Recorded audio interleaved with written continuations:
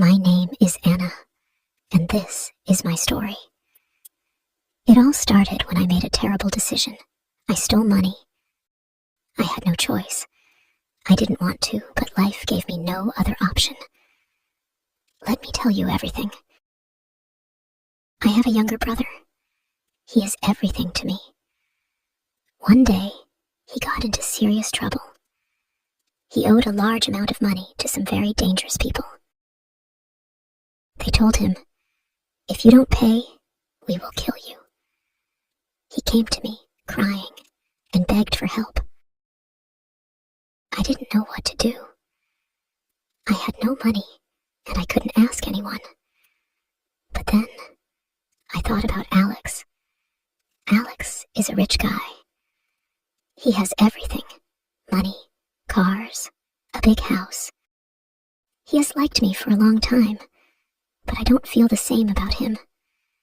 He always said, "I can give you anything, Anna, but you must be mine." I didn't love him. How could I ask him for help? But my brother's life was in danger.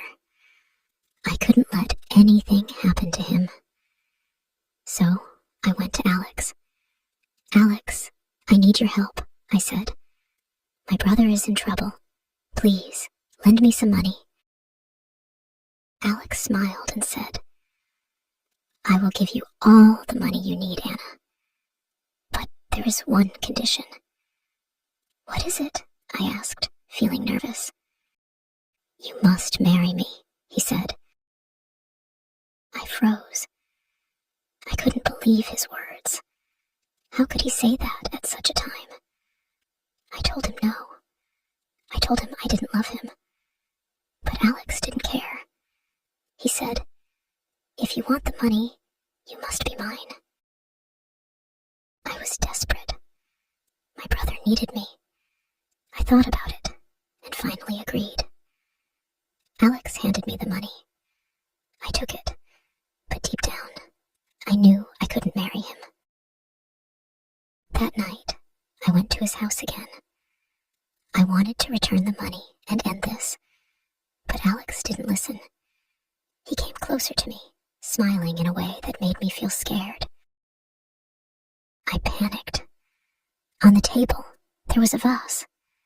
I grabbed it and hit Alex with it. He fell down. I didn't wait.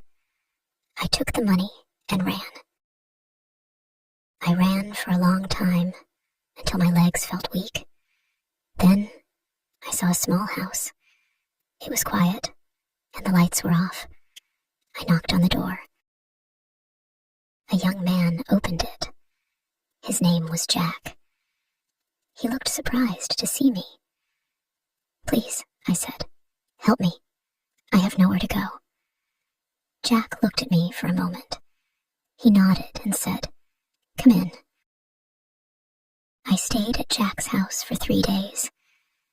During that time, the police came, looking for me. Alex must have called them. They searched everywhere, but didn't find me. Jack helped me hide. He was so kind to me. I told Jack everything. About my brother, about Alex, and why I stole the money. Jack listened without judgment. He didn't get angry. He just said, "You did what you had to do for your family."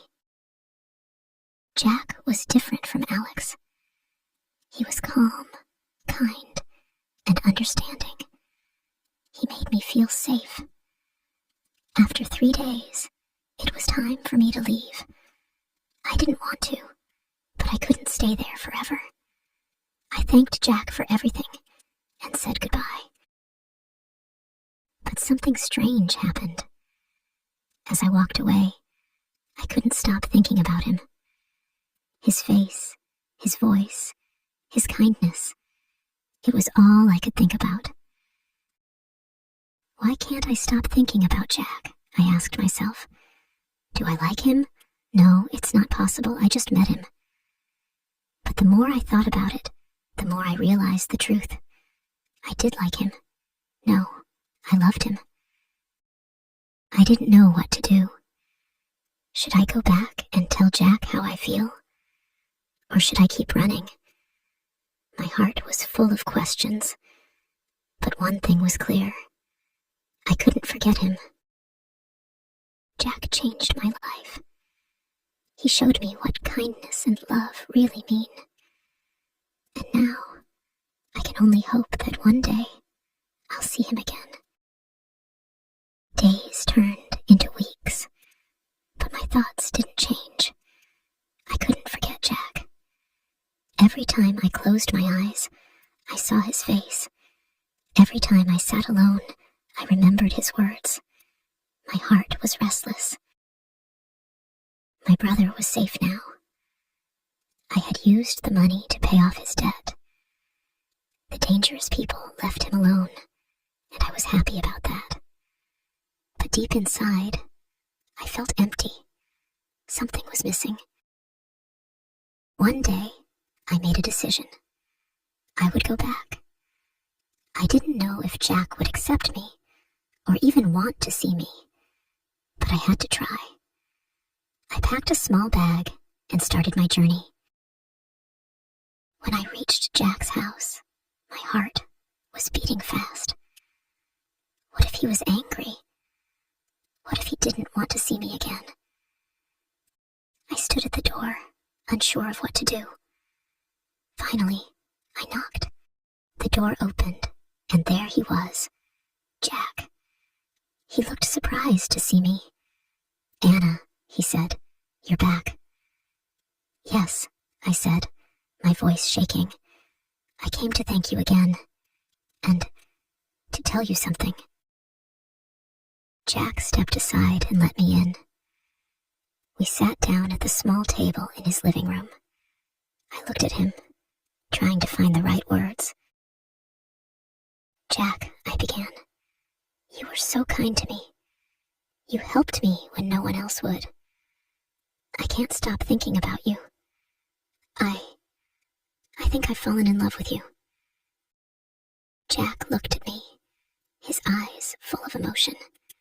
For a moment, he didn't say anything. I felt nervous. Did I make a mistake? Finally, he smiled. "Anna," he said, "I've been thinking about you too. I missed you every day since you left. I didn't know if I would ever see you again, but I hoped you would come back." My heart felt like it was going to burst. "You mean, you feel the same way?" "Yes," he said. "I do." We sat in silence for a moment, just looking at each other. I couldn't believe it. Jack cared about me as much as I cared about him. Over the next few weeks, Jack and I spent a lot of time together. He showed me his garden, his favorite books, and even his old guitar. He made me laugh and feel safe, something I hadn't felt in a long time. But life wasn't so simple. Alex hadn't given up. He wanted revenge. One evening, while Jack and I were sitting outside, we heard a car approaching. My heart sank. I knew it was Alex. He got out of the car with two men. They looked angry. Alex walked toward us. "Anna," he said, "you thought you could steal from me and run away?" Jack stood up and stepped between us. "Leave her alone," he said firmly. Alex laughed. "And who are you? Her protector?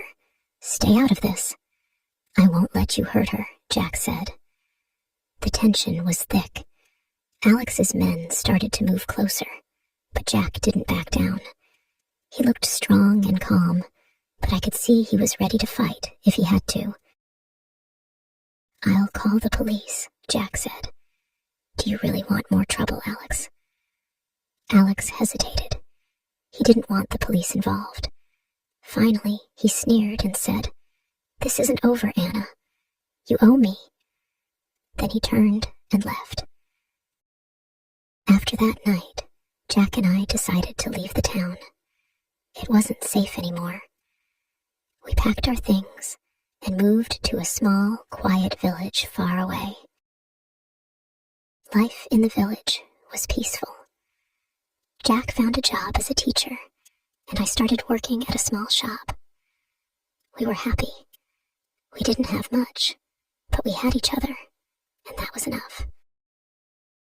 One evening, as we sat by the fire, Jack looked at me and said, "Anna, I want to spend the rest of my life with you. Will you marry me?" Tears filled my eyes. "Yes," I said. "Yes, I will." Our wedding was simple, but beautiful. We didn't need a big celebration. All we needed was love.